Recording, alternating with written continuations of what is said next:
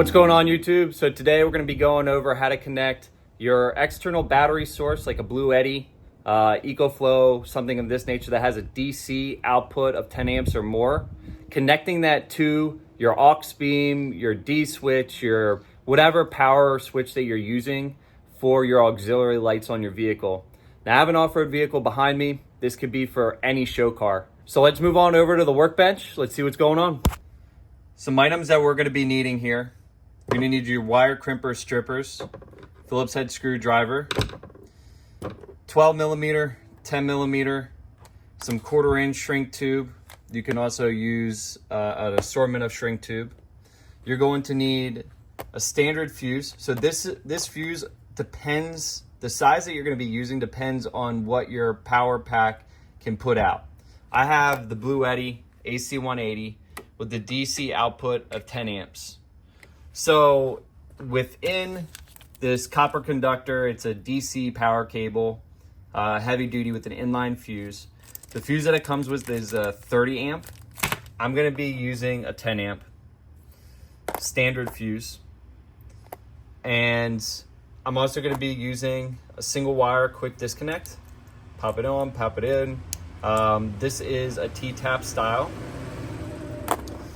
And then we're also going to be using one of these to connect the extra wire that we're going to be using for our trigger wire for our power switch. All right, first up, I'm just going to set up my Bluetti, get that ready. I'm going to bring over my DC power cord. So like I said before, this is going to have an inline fuse. Within here, you're going to have a 30 amp fuse. We're going to pull that fuse and we're gonna replace it with a standard 10 amp fuse. Since my DC output is 10 amps max, I wanna make sure that I don't cause any issues. Now this has an overload switch within it, so I don't think there's gonna be any problem with it, but just to be safe, I'm gonna replace a 30 amp fuse with a 10 amp fuse, standard fuse.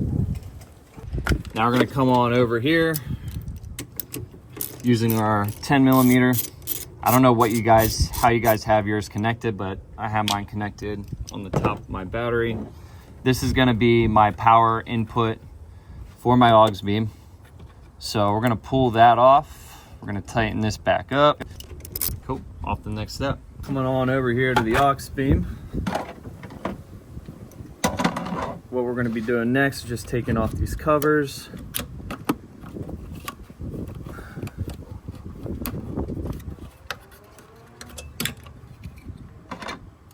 And then I'm gonna go ahead and pull.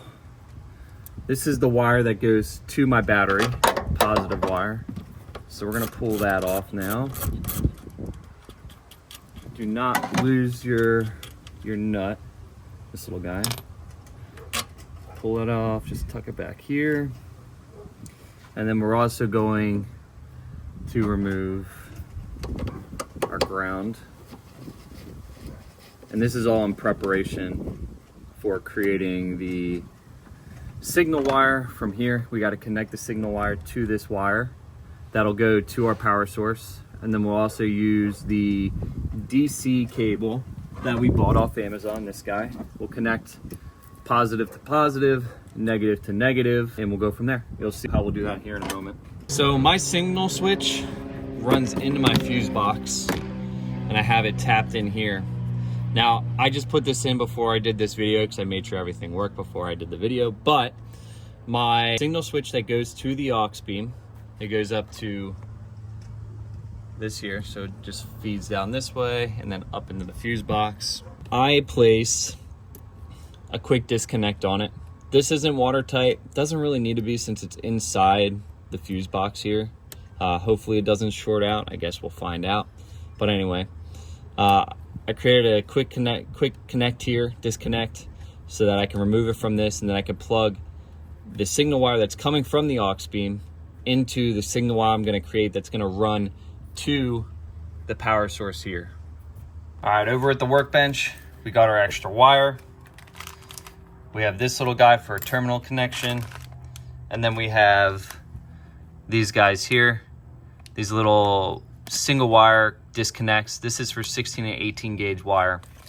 So what we're basically gonna do, and I've already done it here, we attach the terminal connection to one side, and then we attached one side of our single wire connectors, one of these guys.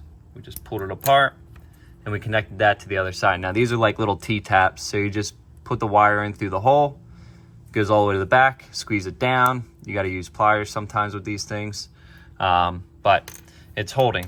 So now we'll just go back to the car, we'll get this all connected, and we'll make sure everything works. Back under the hood, we got our DC output wire with the fuse tap, or the fuse, inline fuse within it. Remember, we removed the 30 amp that's within here, replaced with the standard fuse that matches the DC output of your external battery. Mine's a 10 amp, so we put a 10 amp in here. So now what we're gonna do is we are going to connect the little power wire harness that I made for the signal wire. So we're gonna go ahead and connect that now. We're gonna plug that right into the power source back here. We're gonna take the positive end of our DC power cable that we purchased off Amazon. I'm gonna put that up here.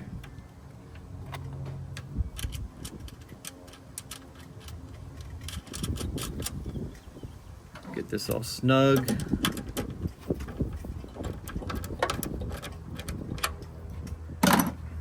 Then we're gonna take the negative side of the DC output wire.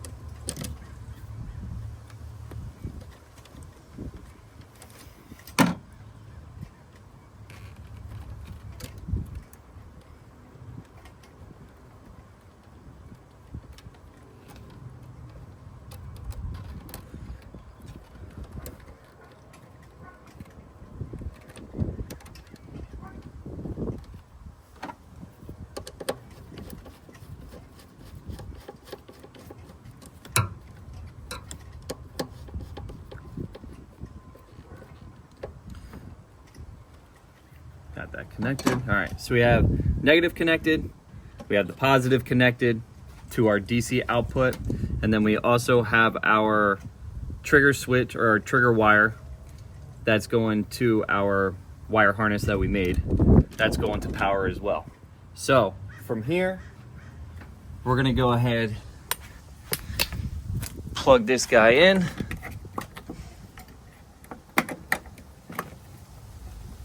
Gonna turn it on, turn DC on, we're good there. We got a light there. If we go inside the cab, we have our switch on. So now, turn my amber on. I'm gonna turn, so the amber I have for my chase lights, for my ditch lights, for my SS5s, and for my fog lights. I'm gonna turn my rear chase lights on. I'm also gonna turn on my fog lights. And let's check it out.